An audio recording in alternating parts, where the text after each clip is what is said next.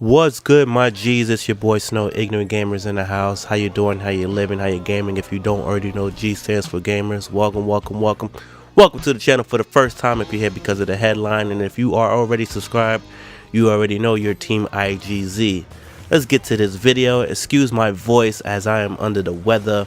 I'm here to talk about the new PlayStation 4 God of War that came out on 4/20.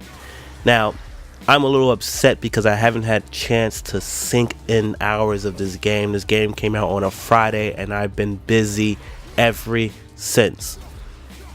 I should be playing it now, but I had to make this video. I was able at 12:01 on 4/20 to play the game. I got about an hour and a half. Matter of fact, let's just say I got a mission into the game. And I have a lot to say on just that alone. If you are a long-time God of War fan, and you're worried about some of the things that I was worried about when I seen the game. I didn't make any comments because I want to throw no fuel to the Pitchfork family, but I will say this, yo, it is an experience to be had. Of games that have been revamped or retooled or reinvented, this has got to be top 5 up there easily. One of the best ones to be revamped. The hardest thing you're going to struggle with is the same thing I struggled with, which is why I died so many times playing this game within the first mission. Your God of War muscle memory kicks into this game and you start trying to knock out these crazy combos when you ain't really got a block or you ain't really got a parry. And this game is not like that. They want you to block, they want you to parry. The first 2-3 henchmen that I run into in this game, because I did up to level 1 because it's God of War muscle memory, I died several times to them, and I'm not even joking. I think maybe 12 times to them, like not actual boss battles, nothing. I died at least 4 to 6 times just trying to mess around with them and trying to figure out what could I do, what couldn't I do. And the game has a great way of giving you this tutorial of modes to while in the first mission. I mean, even just that little part right there when I'm describing to you is a great handheld way to let you know, like, look, motherfucker, this isn't the God of War games you've been playing. And I remember seeing in the trailers and some gameplay from PG, I forget what it is, I forget the conference that it was, where I'm like, yo, this looks a little Bloodborne-ish, Souls-ish, Nioh-ish. And what I mean by that, I mean like, you know, you had to be more strategic with how you just go ahead and hit the buttons. This isn't a button masher. God of War games to me were like, you know, for lack of a better term, beat 'em ups, advanced beat 'em up. And this one isn't really like that no more. And that's a good thing. Shout out to Nightmare Creatures as well. And this is a good thing because we all know that God of War was going to need a retool or a fix. And this is the game. They fixed it with this game. Visually, the game is incredible.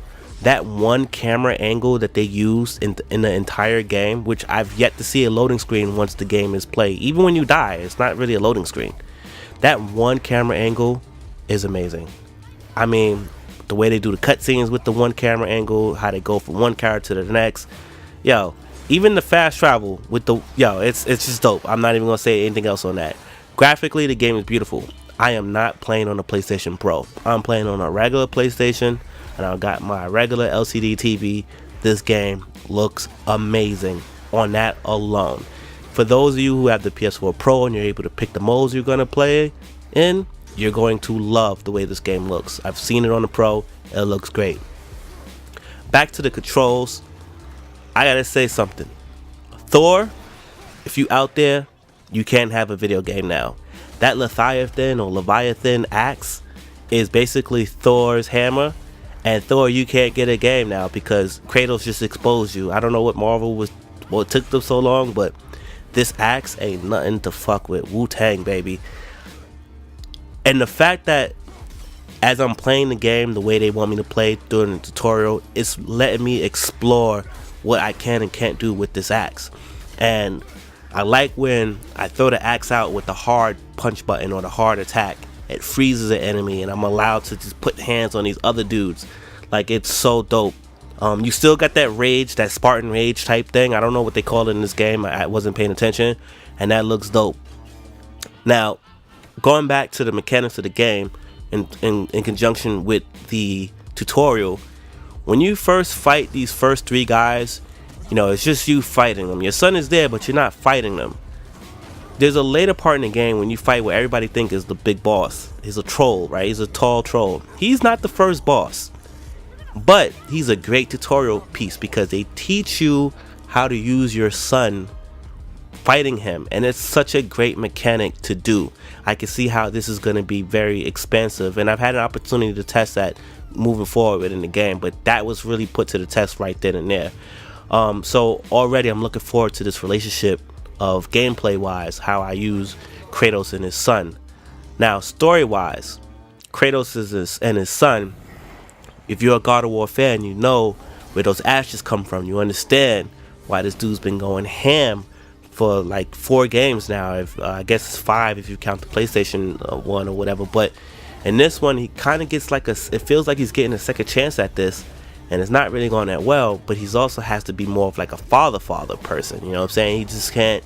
And how he interacts with his son so far in this first, you know, mission, you get a good story of, you get a good feeling of like, yo, this is going to get very complicated because here's this fucking beast who has to be soft but still firm and teach his son, who doesn't really know that he's a beast on the inside.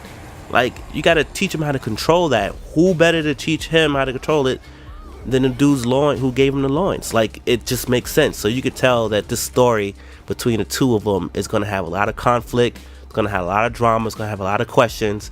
It's going to make an overall great story told. Probably the best God of War story to ever be told is going to be in this game. So, you know, on that alone, this is dope. Now, I was joking with my friends that at the end of the first mission, that battle that you have, that's a real boss battle, right?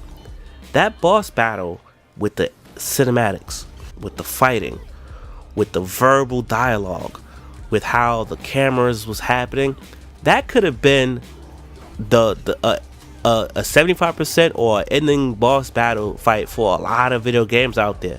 And I said if they would have dropped this on April 1st, what they could have did was just as a prank, start rolling the credits up there and gave you a bunch of fake trophies, and everybody would just be like, you know what, I just been robbed $60, but I don't feel bad.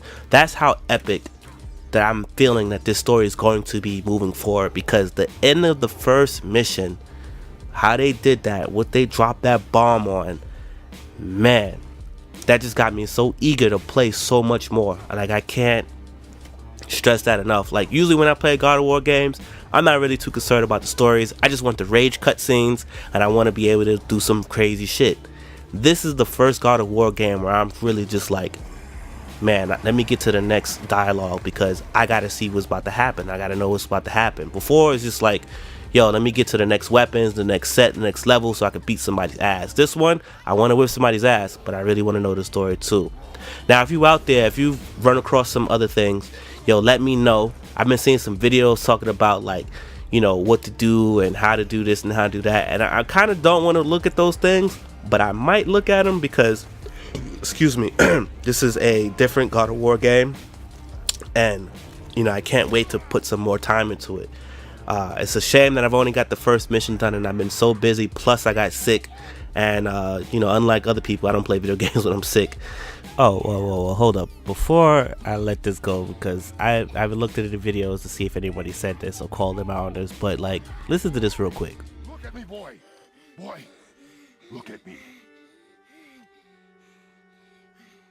We did it.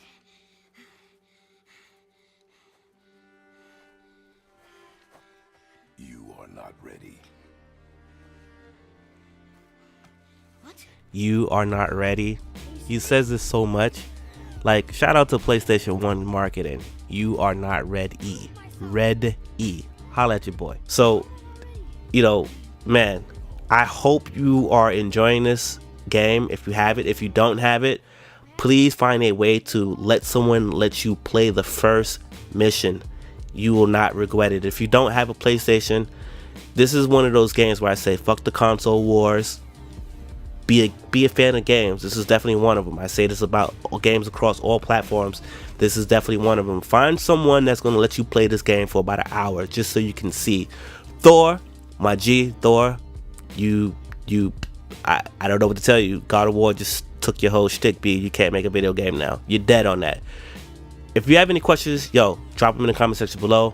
Sorry for the lack of content. It's been pretty busy. Shout out to LD. We just celebrated our 6th anniversary. LDIGZ, y'all already know. Also, happy birthday to Uncle RZA. His birthday was just this weekend. Your boy Snow, Ignorant Gamers, and I'm gone. Peace.